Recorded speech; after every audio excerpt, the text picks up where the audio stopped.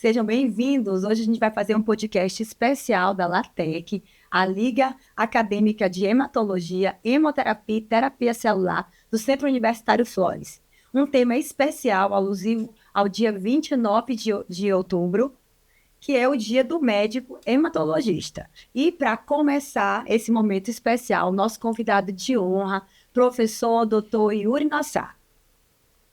Muito obrigado pelo convite. É uma honra participar aqui com vocês desse primeiro podcast da Liga Acadêmica de Hematologia, Hemoterapia e Terapia Celular do Centro Universitário Florence, abordando, né, um dia tão especial que é o Dia do Hematologista e Hemoterapeuta, que foi um dia que recentemente foi incorporado, né? Ano passado nós tivemos a lei nacional que incorporou esse dia em outubro, né? Então é um dia para a gente relembrar a importância desse profissional na saúde, que muitas vezes é desconhecido, tanto às vezes no meio médico, quanto principalmente pelos nossos pacientes.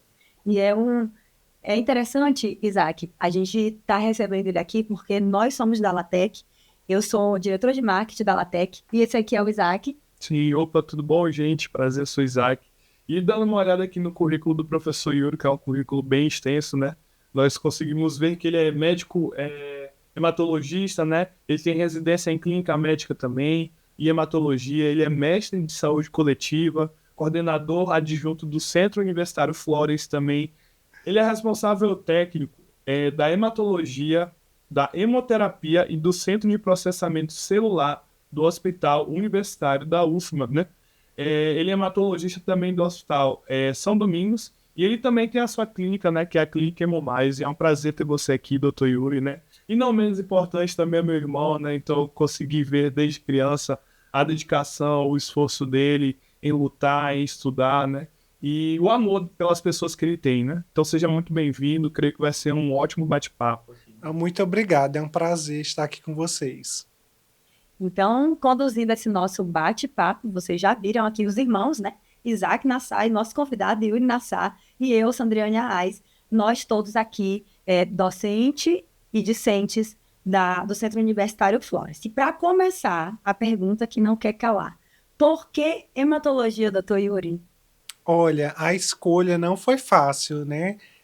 Sempre na medicina eu entrei, e para escolher, né? Medicina já foi algo bem difícil para mim. Sempre tinha muitas dúvidas do que eu realmente queria. Sempre a minha paixão e o que eu pensava em fazer algo que eu pudesse ajudar o próximo. E aí no ensino médio inteiro eu foquei em direito. Eu achava que direito era a forma que eu ia alcançar em ajudar o próximo. E aí eu passei em direito, comecei direito na UFMA, mas sabe quando você não se encontra, né, num curso e você não me encontrei. E ao mesmo tempo, né, eu fazia direito e surgiu, ganhei uma bolsa, né, 100% no Selma, e aí comecei a fazer os dois juntos ao mesmo tempo para realmente ver o que eu queria. E nessa, eu me encontrei na medicina. Na medicina, desde o primeiro período, a gente entra, né, assim como vocês estão entrando na atenção básica. E assim, isso foi um dos grandes diferenciais. Eu ver como eu conseguiria ajudar pessoas, né? E o curso é muito dinâmico, né? Eu me apaixonei, assim, realmente vi que a forma que eu tinha de ajudar pessoas, eu me encontrava mais na medicina do que no direito. Aí eu abandonei o direito na UFMA e continuei, terminei o curso. Na decisão da residência, gente, foi muito difícil, porque eu entrei no curso pensando em genética médica. Eu disse que ia ser geneticista e quase o curso inteiro eu pensei que seria geneticista. Porém, no meu internato, eu me apaixonei pela clínica médica. Eu vi o quanto o raciocínio, o pensar, o debater, estudar um caso e dar um diagnóstico é algo interessante. E aí eu vi que na genética, comecei também a acompanhar uma geneticista aqui do estado, e aí vi que não era muito aquilo que eu queria para minha prática médica. Eu preferia algo que eu tivesse um raciocínio clínico e pudesse agir mais pelo meu paciente. E aí fui para a clínica já pensando em hematologia. Na época, até hoje, aqui no Maranhão, nós não temos residência de hematologia e hemoterapia. Tentei gostar de todas as outras subs de clínica que tinham aqui, mas meu coração era da hematologia e na residência só confirmou Na residência de clínica a gente passa em cardiologia, nefro, reumato, hemato, geriatria, diversas outras especialidades clínicas, mas a hemato foi o que conquistou meu coração. E aí eu fui embora fazer meu sonho, né? Na época eu passei em São Paulo, no IANSP, na Santa Casa, passei também no Hospital Santa Marcelina e passei em Fortaleza, acabei decidindo ir para Fortaleza por uma questão mesmo, que eu passei no concurso aqui do Dutra, e aí não queria largar meu concurso, ficou mais prático, eu consegui manter. E hoje, né, hoje hematologista super feliz e realizado com o que eu faço. Eu acho que é muito importante, assim, quando você se sente também esse amor pela profissão, né? Esse amor pela sua área de atuação, isso faz toda a diferença na relação médico-paciente também, no seu trabalho do dia a dia, né? E, doutor Yuri, dentro dessa especialidade tão grande, quais são, assim, os principais campos de atuação da hematologia hoje? É uma dúvida muito recorrente, assim, entre os acadêmicos e até entre as pessoas que vão procurar o especialista também, né? Primeiro ponto é a gente entender que é uma especialidade que o nome é hematologia e hemoterapia. São grandes duas ciências que convergem, mas que têm campos de atuação bem diferentes. O hematologista, ele pode trabalhar a nível ambulatorial, fazendo consultas, ele pode abordar tanto questões de doenças benignas, como anemias, coagulopatias, tanto também como um lado voltado para a oncologia, das doenças oncohematológicas, são os cânceres hematológicos, como leucemias, linfomas. Então a gente tem essas duas vertentes na prática clínica. Você também pode trabalhar em enfermarias, onde respondendo pareceres de pacientes de condições benignas e malignas, ou também enfermarias específicas, né, voltadas para oncohematologia. Além dessa abordagem, nós podemos trabalhar também como hemoterapeutas dentro dos hospitais. Todos os hospitais que têm um grande fluxo de cirurgia, um grande volume de sangue mensalmente, requerem que tenha uma agência transfusional dentro do hospital para analisar as solicitações de sangue, para evitar as transfusões desnecessárias e também para fazer alguns procedimentos hemoterápicos. Então, é requerido um hemoterapeuta dentro da agência transfusional. E aí esse hemoterapeuta ele vai tanto realizar a avaliação das requisições, ele vai investigar reações transfusionais, vai realizar o que a gente chama de retrovigilância. Eu tive um doador que ele foi testado para HIV, mas ele já tinha doado várias vezes. Eu vou ter que buscar todas as doações anteriores a quem chegou aquela bolsa para chamar e fazer a retrovigilância. Os procedimentos hemoterápicos que nós temos as aféreses, que a gente vai colocar o paciente em uma máquina e vai retirar por algum intuito alguma parte do sangue. Eu posso retirar o plasma para reduzir anticorpos, por exemplo, que eu tenho a plasmaférese. Eu posso retirar os leucócitos do meu paciente, por exemplo, o paciente tem 300 mil leucócitos de sangue periférico. Ele vai ter um risco maior de leucostase, de trombose, e eu posso fazer uma leucoférese. E eu posso também retirar as plaquetas desse paciente, né? Seja para um excesso de plaquetas ou também o mais comum, que é para doação de plaquetas por aférese. Além disso, na hemoterapia, a gente trabalha também com a coleta das células progenitoras hematopoéticas. Então, para o transplante de medula óssea, a gente faz a coleta da medula óssea também por aférese. Então, a aférese é um dos procedimentos. Outro procedimento muito comum na prática do hematologista são as flebotomias terapêuticas, que é a retirada de sangue, popularmente chamada de sangria. Então, é algo que a gente também, no meio, né, hospitalar, faz bastante. Além disso, nós também temos procedimentos. O hematologista ele faz alguns exames, principalmente o mielograma, que é o aspirado de medula óssea, e a biópsia de medula óssea, que a gente retira um pedaço do osso do paciente. O outro ponto de atuação do hematologista são dentro dos hemocentros, tá? Onde nós trabalhamos em processos técnicos da produção sanguínea. Então, a partir do momento que o paciente doa o sangue, aquele sangue ele vai ser processado para formar os hemocomponentes. Então, a gente também trabalha nesse ponto. E um outro campo de atuação do hematologista é o laboratório. O hematologista é um médico super ligado a laboratório, né? Então a gente sabe ler lâmina, a gente lauda o mielograma.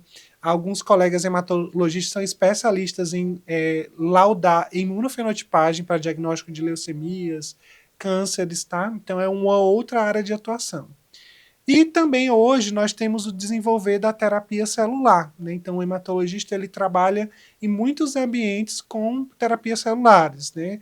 Temos o transplante de medula óssea, nossa residência da hematologia, um dos grandes, muitos meses no estágio a gente roda no transplante de medula óssea, então você pode trabalhar. Existe um ano a mais, se você quiser fazer um ano a mais depois da residência de hematologia de transplante, você pode fazer. E hoje nós temos as terapias CAR-T-cell, né, também que nós temos trabalhado bastante, tanto na prática assistencial quanto na prática laboratorial de terapia celular. Exemplo, hoje eu trabalho no Centro de Processamento Celular do Hospital Universitário, que é onde a gente manipula o laboratório, né, dessa medula coletada e onde pode futuramente receber um CAR-T-cell. Além disso, o hematologista é muito vinculado à pesquisa, porque a hematologia a gente está tendo um boom de crescimento do tratamento. Então, acaba que um dos campos, para quem gosta de pesquisa clínica, é a hematologia. A gente tem um boom de novas drogas. Eu mesmo agora trabalho em 2 centros de pesquisa, tanto do Hospital São Domingos, onde eu participei de um estudo, né, de uma droga nova para um câncer chamado linfoma do manto, um comparativo de 2 drogas, e agora vou abrir, né, um estudo como pesquisador principal para anemia falciforme, uma droga nova, um anticorpo monoclonal, no centro de pesquisa do Hospital Universitário. Então, o campo é muito grande e hoje a gente acaba tendo hematologistas muito seccionados. Ainda no Maranhão não é a nossa realidade, a gente acaba fazendo de tudo, mas São Paulo, né, próprio Ceará, já existe hematologista que só trabalha com hematologia benigna, só com oncohemato, só com TMO, só com laboratório, só com hemoterapia. Então, isso é a realidade. Então, a gente vê aí acadêmicos de medicina que não sabem para onde vão, não sabem que universo é esse da hematologia. Então, a gente acaba de ver aí que é um leque muito grande de oportunidade que se abre. No Maranhão, nós temos pouquíssimos hematologistas, não está nichado, como o professor acabou de falar. Então, assim, é uma grande oportunidade para quem está aí buscando uma residência. Com certeza. Então, assim, numa linguagem acadêmica bem iniciante, o que seria a hematologia e quais seriam os desafios, né, diante desse mercado tão promissor, mas cheio de desafios, né? Quais seriam esses desafios? Olha, a hematologia é a ciência que estuda o sangue, né? Então, o sangue é um tecido que requer perpassar, né, por todas as células do corpo para levar nutrientes, oxigênios, tá? Então, proteger, né, o nosso corpo através das células da imunidade, então é algo muito complexo, né? E o mais interessante da hematologia é isso, abranger sintomas diversos nas nossas doenças. O grande desafio da hematologia, principalmente abordando aqui a nossa realidade nordestina e maranhense, é que muitos avanços da hematologia ainda não chegaram no nosso estado. Então, a gente que faz residência fora e volta é uma outra realidade, em tudo, na hemoterapia, na hematologia. Então, a gente acaba tendo grandes desafios no lidar. Mas acaba também que eu tomei por uma missão. Então, mudar o meu estado. Né? Então, para quem vai, você conseguir trazer avanços, né? Fazer parte de equipes que estão querendo lutar pela hematologia do Estado, é uma grande satisfação. Então, acabo que eu coloco os desafios como um desafio também uma missão pessoal.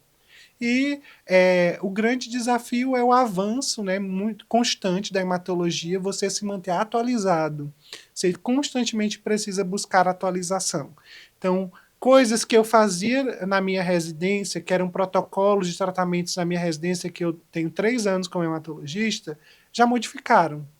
Então, hoje eu já trato mieloma múltiplo totalmente do que eu tratava diferente há 3 anos atrás. Então, é uma ciência que constantemente tem atualização. Então, você não pode ficar parado, porque senão você acaba ficando desatualizado. E é muito interessante para mim, por exemplo, como acadêmico, e creio que também para os meus colegas de turma, né, ver esse amor e essa missão de querer mudar o Estado, de saber aonde precisa melhorar, de ir lutar por isso. Eu sei que é um trabalho árduo, né, não é fácil, mas isso também nos motiva a ser bons profissionais também, a buscar conhecimento para mudar o nosso ambiente, mudar o nosso local, nosso estado que precisa muito, né, tem um dos IDHs mais baixos do Brasil, né, é, campeão em vários índices assim Ruins. ruins no nosso estado, né? Mas essa visão de querer mudar o estado é muito importante, né? Então o professor Dr. Yuri também foi responsável pela primeira TMO, né, transplante de medula óssea daqui do Maranhão, mas isso é um tópico que a gente vai abordar mais para frente, né? Mas continuando, Dr. Yuri, com todas essas novas inovações, tecnologias que você também falou sobre o CAR-T-cell, né? Com a genética, a biologia molecular, tem mudado muito o diagnóstico, o tratamento das doenças hematológicas nos pacientes, como lidar com eles, como tratar, né? Tem tido avanços rápidos, como você já falou, né? Você pode abordar um pouco mais sobre isso? Com certeza, a hematologia ela se beneficiou muito do avanço da genética, da biologia celular, da imunoterapia e da terapia celular. Então essas outras ciências cresceram e nós fomos juntos, né? Então poucas especialidades médicas têm tanta inovação e rapidez e mudança, né, nos tratamentos e no diagnóstico como a hematologia. Então, hoje a gente consegue dar diagnósticos que antigamente o paciente falecia e nem sabia o que era. Hoje a gente consegue dar diagnósticos precoces, diagnósticos de quadros pré-cancerígenos. A exemplo, nós temos a gamopatia monoclonal de significado indeterminado, que antigamente a gente nem sabia o que era, mas é um estágio que pode, com o tempo, evoluir para um mieloma múltiplo. Então, é um estágio antes do câncer, que hoje facilmente a gente já consegue diagnosticar. Fora o tratamento, que hoje a gente está saindo de uma era onde a gente fazia, né, tratamentos de drogas que atingiam várias células para terapia-alvo, terapia celular, imunoterapia e terapia gênica. Tá? E isso revolucionou o tratamento das nossas doenças, principalmente as doenças oncohematológicas, mas as doenças benignas também da hematologia têm sofrido esse processo, aumentando a expectativa de vida dos nossos pacientes. Hoje a gente consegue, né, ter acesso muito, um auxílio muito da indústria, por exemplo, mesmo que o paciente não tenha condição de pagar um teste genético, às vezes a gente consegue que a indústria tem um voucher, né, de um teste genético. Eu tive recentemente, semana passada, uma paciente que eu fiz um diagnóstico de uma doença raríssima, né, que é a porfiria intermitente aguda, e aí essa paciente não tinha condições de pagar um teste genético de R$ 5.000. E aí eu consegui um teste genético para ela, o teste vai para São Paulo, então facilitou muito, né, a globalização para que a gente, em extremos do país, consiga dar diagnóstico de doenças mais difíceis. E isso potencializa, com certeza, o tratamento, né, dessa paciente. Aqui no Centro Universitário Floresta se prima muito pela formação de médico humano, né? A gente ouve isso, ouve dos professores, a gente ouve nos corredores e a gente ouve os alunos falando dessa importância de se formar um médico mais humanizado. E nós da LATEC, a gente tem a oportunidade de acompanhar o Dr. Yuri no hospital geral, né, na oncologia. E o que a gente quer saber? Como é que a visão do profissional, do médico hematologista, como é que é a sensibilidade desse médico diante de quadros tão delicados que envolvem a hematologia? Olha, a hematologia é uma ciência muito dura na prática clínica, tá? Nossos pacientes, principalmente a oncohematologia, são pacientes muito graves. São pacientes geralmente diferentes da oncologia clínica, pacientes mais jovens, com leucemias, linfomas, doenças altamente ameaçadoras à vida e que muitas vezes o óbito é rápido, caso não haja uma intervenção. Então, na hematologia tudo é para ontem. Então, o meu paciente está com uma suspeita de leucemia, eu tenho que coletar agora esse exame, eu tenho que mandar agora. Então, o tempo é muito valioso para a gente, então a gente requer muita mobilização ao mesmo tempo que mesmo a gente tratando de maneira adequada, a gente acaba lidando com muitos óbitos, muitas mortes, né? E isso é um processo que a nossa formação como hematologista, a gente vai se moldando, né, também a entender o olhar além da medicina, porque a gente pensar em uma pessoa que tem uma doença ameaçadora à vida, que tinha a vida toda pela frente, e a gente focar só no tratamento da leucemia, do linfoma, pode ser que não seja a melhor opção. E isso a gente aprende muito na nossa residência, né? Então, eu sempre falo um caso que me marcou muito. Uma paciente que essa paciente foi assim uma grande virada de chave minha enquanto médico hematologista, onde na residência era uma paciente jovem, uma paciente com seus 50 anos de idade, ou seja, na flor da idade ainda, né? Feliz, alegre, mas com uma leucemia extremamente grave, refratária a diversos protocolos quimioterápicos e que estava feliz. Já tinha 5 meses internada.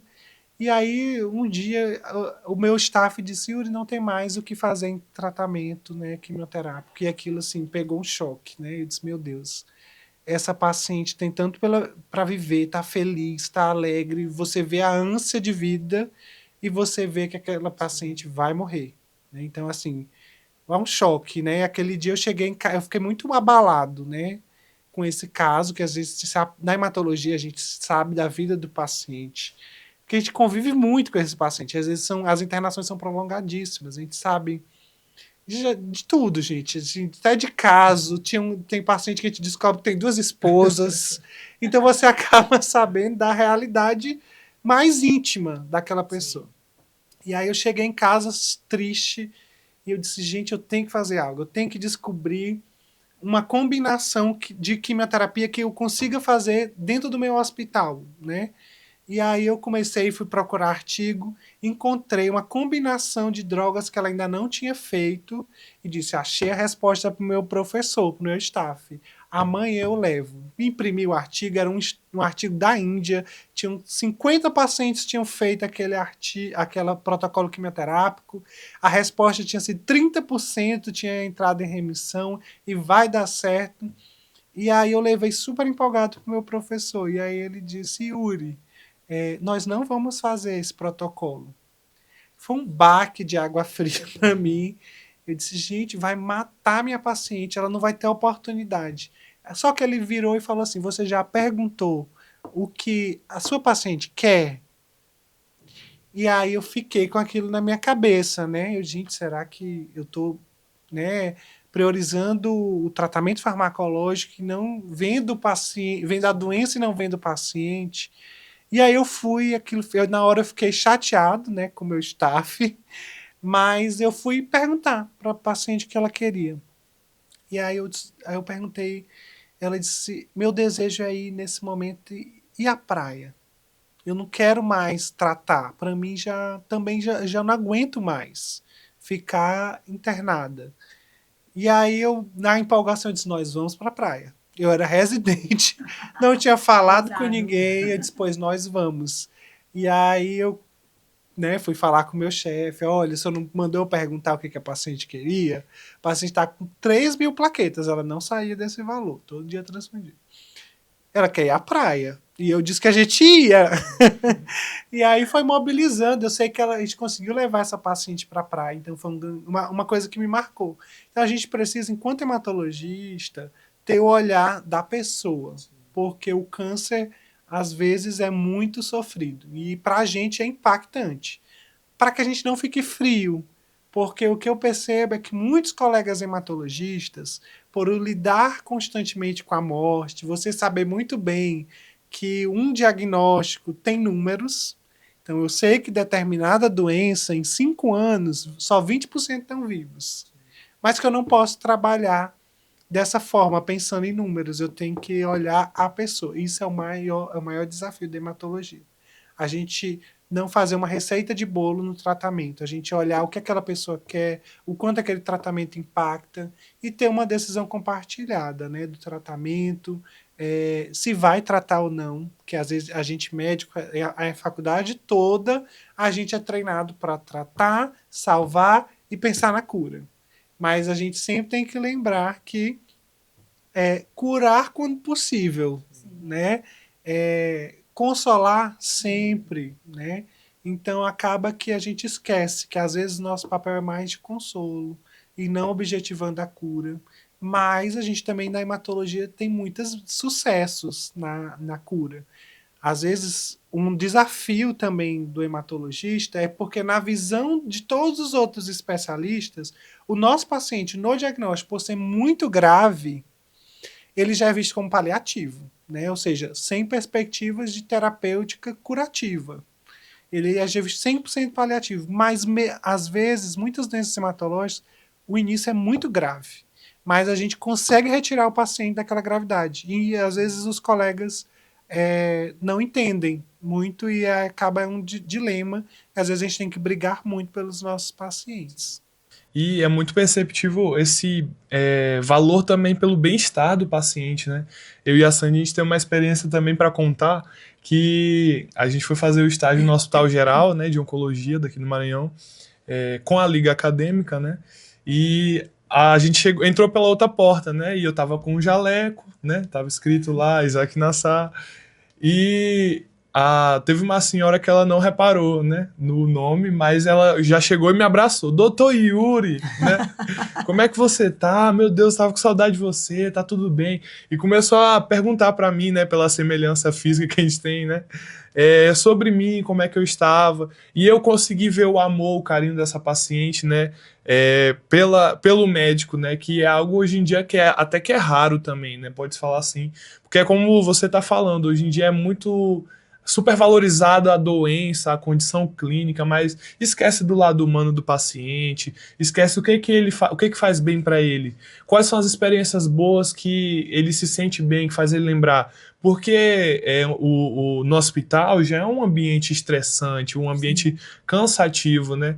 Então imagina esse paciente estar sendo acompanhado ali durante meses, semanas, às vezes até anos, né? A família desse paciente, os outros profissionais que às vezes também não tem tanto essa visão humanística, essa visão de bem-estar em geral, né? Então isso foi uma experiência marcante para mim, né? E para a Sandy também, sobre ver que não é só algo falado, né? Mas é algo que realmente os pacientes sempre relatam, né? E são coisas simples que a gente... porque já me perguntaram, porque os pacientes te amam. Eu não faço coisas mirabolantes, né, com meus pacientes, mas eu olho no olho do meu paciente, ele chega, eu dou a mão, cumprimento meu paciente, eu deixo o meu paciente falar, eu escuto o meu paciente. Eu examino o meu paciente. Então, são coisas que todo médico deveria fazer, mas eu já vi vários pacientes trazendo essa informação. Doutor, o senhor me ouviu, o senhor me olhou. E às vezes, pequenas coisas que a gente sempre fala para vocês aqui no curso de medicina, né? A importância do olho no olho, do toque, né, do nosso paciente, de receber, de acolher o nosso paciente. São coisas que marcam, porque tem sido, infelizmente, raridade, né? A mesma coisa, você ser médico no privado é o mesmo atendimento do SUS, tá? Então são coisas que fazem diferença no ambulatório, principalmente, né? E o que tem... Opa. Pode falar. O que tem me marcado também, né? Tanto aqui no centro universitário e essas experiências com as ligas, né? São 3 palavras que eu tenho levado na minha graduação, né? Que é o olhar, o sentir e o intervir, né? Então, olhar o paciente, quando você conecta o olhar, né? Como o doutor Yuri falou, você consegue sentir aquele paciente. Aí, o momento que ele conectou o seu olhar também, ele vai começar a abrir, falar. Às vezes o paciente não é nem tanto o caso clínico, mas é talvez um desabafo que ele precisa também, né? E a partir disso você consegue intervir, é o que eu tenho percebido muito, né? E isso é algo muito inspirador, né? E obrigado por contar essa experiência. E eu queria fazer uma pergunta também, que para mim isso é uma inspiração, mas Para você, doutor Yuri, o que te inspira a continuar trilhando esse caminho, a continuar se dedicando? Nós sabemos e vemos que ele é muito atarefado, né? Então ele geralmente está em muitos locais, o dia é corrido, tem família, né? Então, mas todo dia a gente vê ele com aquele ânimo pela docência também, por ensinar, por estar aqui ajudando, tendo contato com o aluno, tendo contato com os pacientes. E o que é que te inspira, que te faz acordar assim diariamente? Não, hoje eu quero ir para cima, ver o que eu tenho para fazer e poder mudar um pouco mais o meu estado, né? Olha, eu acho que o principal, gente, é a gratidão a Deus, né? Então, eu enxergo tudo na minha vida como presentes de Deus, né? Então, a medicina foi um presente de Deus na minha vida, né? Então, eu nunca imaginei que eu ia ser médico, diferente de outras pessoas que nasceram, que disseram que ia ser médico, foi algo que eu vi que Deus colocou na minha mão. E eu enxerguei isso como um propósito, né, de vida, de missão de vida. E a gente precisa fazer a diferença com aquilo que Deus nos dá. Nós, o hematologista, às vezes tem acesso a setores de imunossuprimidos que só pouquíssimas pessoas fazem. Então a gente fazer a diferença, né, com um sorriso, com uma palavra de ânimo, né, na vida das pessoas.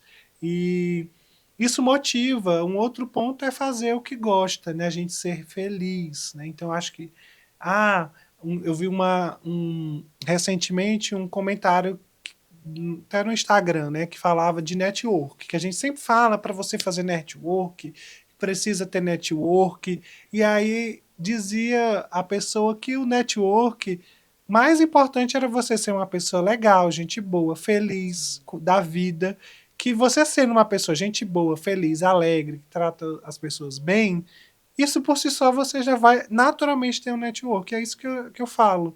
A gente ter feliz, né, grato, né, por estar bem. E quando a gente entra na medicina, a gente dá muito valor a andar, a respirar, né, a ter uma saúde, né, porque a gente vê quantas pessoas são privadas, às vezes, de caminhar, de pessoas de dificuldade para respirar, coisas básicas. Então, você ser grato por coisas pequenas.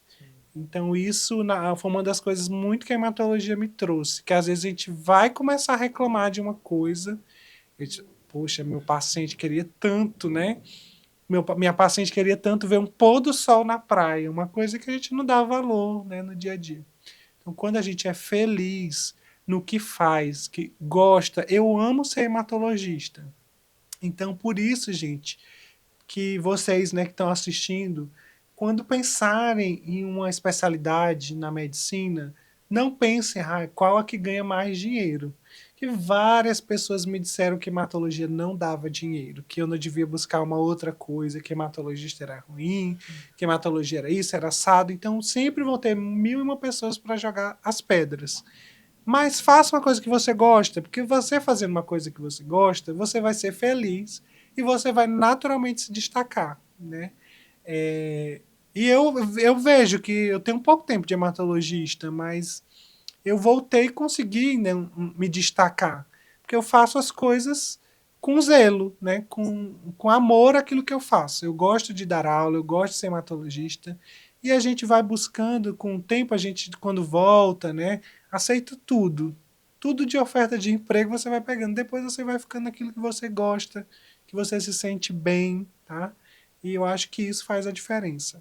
Eu acho que a palavra certa seria excelência, porque o que a gente vê no nosso dia a dia de convívio com o professor Yuri, com o doutor Yuri, é excelência numa aula ministrada, excelência numa prática, excelência passando um round no hospital, excelência com os acadêmicos, excelência com os residentes, então assim, com a equipe de um modo geral. Em família também, né? Ele é um família, ótimo irmão, um ótimo Isaac filho. sabe melhor disso que eu. Mas eu acho que excelência seria a palavra. A gente está caminhando para a reta final do nosso podcast e ainda aí nesse assunto, nessa conversa sobre relacionamento, sobre tratar o paciente, quais são as habilidades que nós, acadêmicos, precisamos desenvolver se a gente quiser escolher essa carreira da hematologia? Olha, eu acho que o hematologista ele precisa ser muito resiliente.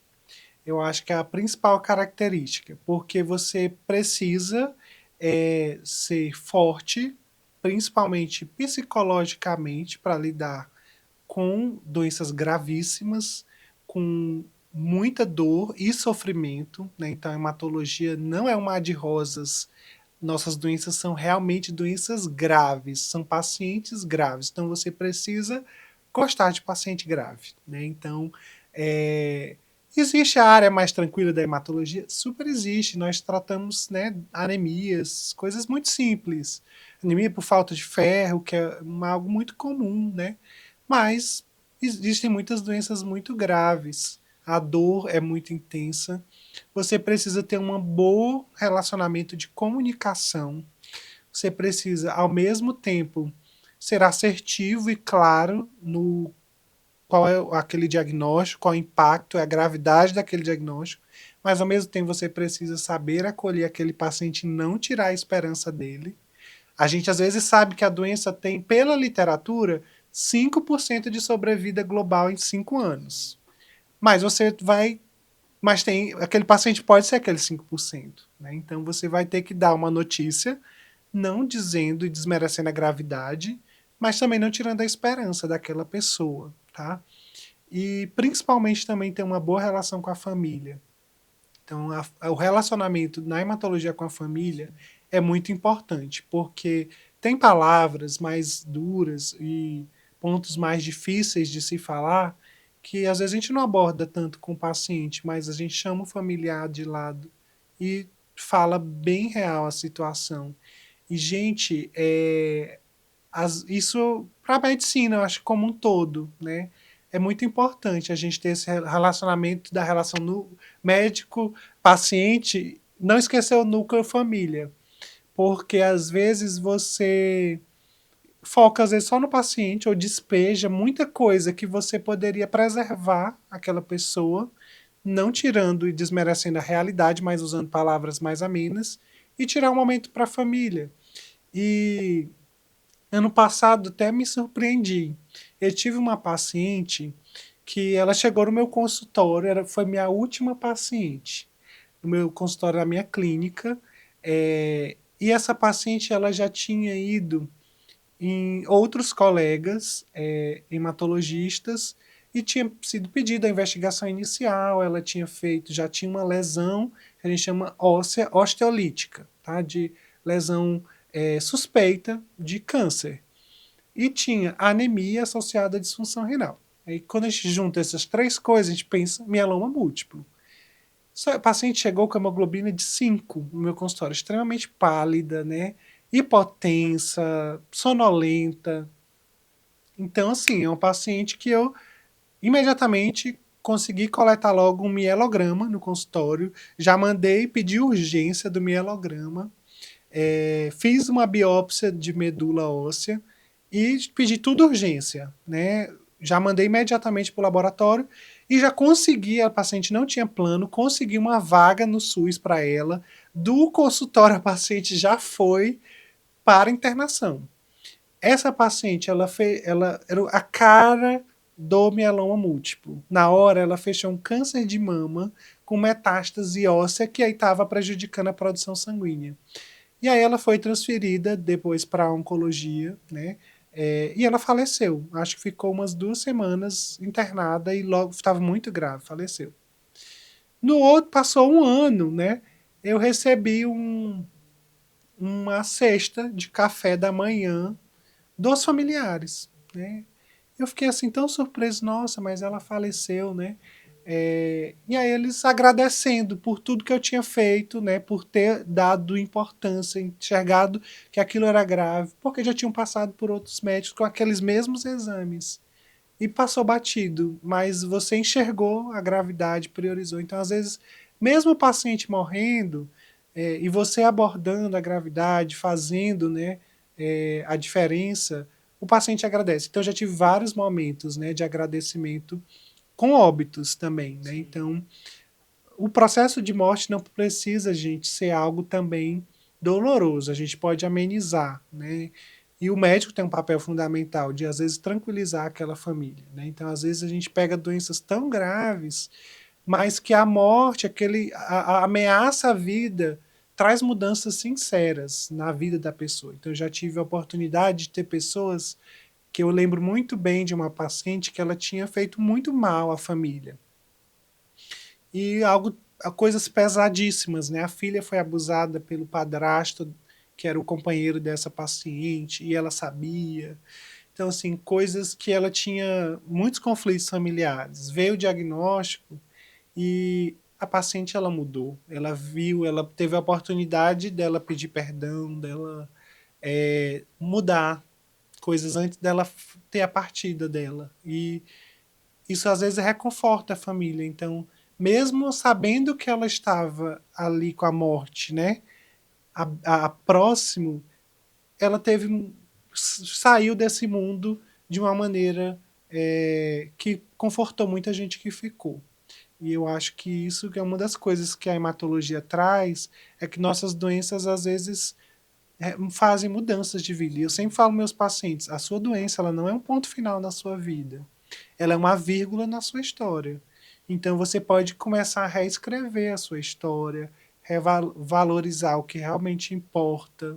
Tá? Isso modifica. Tem muitas pessoas que a doença veio como uma mudança de vida.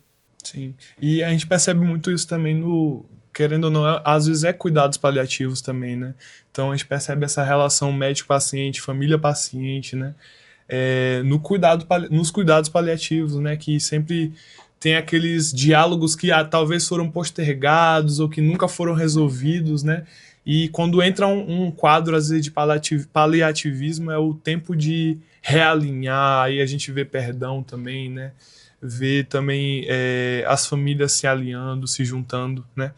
E a gente está quase chegando ao fim, né? Infelizmente, o bate-papo está muito bom. Nessa conversa aqui, a gente vai né? até Senão a gente 8 vai horas. até 8 horas. E para a gente começar, para a gente encerrar esse bloco, né? Tem se falado muito sobre terapia celular, o CAR-T-cell, dentre outras tecnologias já na hematologia, né, e nos tratamentos. E, assim, a sua visão sobre a projeção de futuro da hematologia no Brasil. Quais são suas expectativas? O que você pensa também, você fazendo um comparativo com outros países? O que você acha da projeção de futuro da hematologia no Brasil, né, atualmente? Quais são as inovações? O que pode vir? O que pode melhorar, né? Olha, a hematologia é uma ciência extremamente promissora. A hematologia é uma ciência jovem. E quando a gente pega a hemoterapia, é ainda mais jovem, né? A gente teve a primeira transfusão, né, em seres humanos com sucesso no século passado, né? As sangrias já eram feitas há muito tempo, agora a transfusão foi século passado. E o avançar, né, principalmente da descoberta da fisiopatologia, da genética, né, das doenças, tem possibilitado drogas-alvos, né, e principalmente o avanço da terapia celular impactou muito. Então a gente vai ter grandes mudanças no tratamento das doenças. Antes, as doenças, a gente já está começando a levantar perguntas se certas doenças com avanço da terapia celular, do CAR-T-cell, realmente precisam de um transplante de medula óssea, tá? Então a gente está em uma era onde o transplante de medula óssea ele já está ficando obsoleto. Se você tem uma oportunidade de um CAR-T-cell, às vezes a gente vai, algumas doenças a gente já está indo primeiramente para um CAR-T-cell. O transplante, eu creio que vai ficar cada vez mais específico de certas doenças e vai perder muito espaço com a terapia celular. Então, a hematologia é uma área que está em franco crescimento e que precisa de muito mais profissionais, né? Principalmente no nosso estado. Então, ainda no nosso estado, a hematologia ela é muito centralizada. A gente tem de centro, né, que tenha transplante de medula óssea, né, quimioterapia para todas as doenças oncohematológicas, como leucemia, só São Luís. Então, Caxias, Pinheiro e Imperatriz só tratam alguns tipos de tumores oncohematológicos. Os mais graves não são tratados lá. Então, a gente ainda precisa de uma interiorização da hematologia. Tá? Só que a hematologia acaba que é uma ciência que eu não consigo desempenhar se eu não tiver um suporte bom laboratorial, um suporte de tecnologia avançada, né? Então, é uma tecnologia que eu requero principalmente um desenvolvimento, né? Um suporte. Não adianta o hematologista vai para o interior do Maranhão fazer o quê? Né? Ele vai conseguir tratar o básico do básico. Se ele não tiver um suporte laboratorial, né, de diagnóstico, um suporte de tratamento quimioterápico, imunoterápico, né, não consegue desenvolver. Então a gente precisa ainda desenvolver em várias cidades. Né? O Maranhão requer muito para que haja a interiorização do hematologista. Então não é uma especialidade que a gente consiga desenvolver em pequenas cidades. A gente precisa de um suporte grande. Só contextualizando o que o professor Yuri estava falando, né? Então, no ano de 1667, Jean Baptiste Dens, né? Ele fez o primeiro caso de transfusão sanguínea, né? Só que foi de um sangue de um cordeiro para um jovem humano, né? Só que aí, por causa do fator RH e também não teve compatibilidade, esse jovem veio a óbito, né? Só que a primeira transfusão bem sucedida foi no ano de 1818 por James Blundell. Então, era o caso que a sua esposa, ele era um obstetra inglês, né? Então a sua esposa estava tendo ali, teve um parto, só que ela progrediu com uma hemorragia, né? Então o seu marido, em um ato de desespero também, juntamente com o Dr. James, né? Fez essa transfusão sanguínea, né, com o auxílio dos instrumentos, né, e teve sucesso, né, eles conseguiram obter sucesso e essa paciente veio à vida, né, e daí começou também o estudo da hematologia clínica e até chegar às tecnologias que a gente tem hoje, né. As compatibilidades sanguíneas, né, que hoje a transfusão, gente, na década de 90, muitos pacientes faleceram, né, de HIV, de hepatite C, tá? Porque precisavam de transfusões recorrentes, mas a gente não testava, né? Então o HIV surgiu, né, dali na 80, né?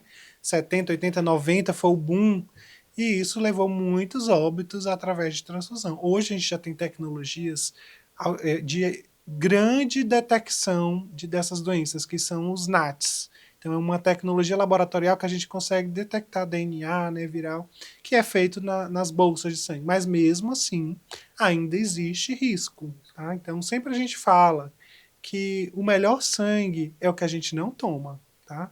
Então sangue a gente sempre orienta, né, a gente vai, quando vocês estiverem passando na hemoterapia, né, no momento das aulas, lá pelo 5º período, sempre é algo que eu vou bater muito, né? Sempre que a gente puder evitar um sangue, melhor, tá?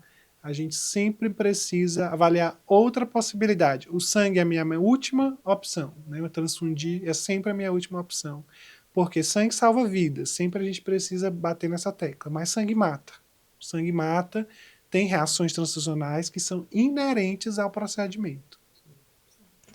Professor Yuri, então, em nome da LATEC, em nome do Centro Universitário Florence, a gente agradece imensamente sua participação nesse podcast tão especial e sua presença, seu dispêndio de estar aqui hoje com a gente, batendo esse papo maravilhoso que a gente podia ir até bem mais tarde. E suas últimas palavras para fechar esse podcast, esse bate-papo. Olha, muito obrigado, né, pelo convite, pela participação.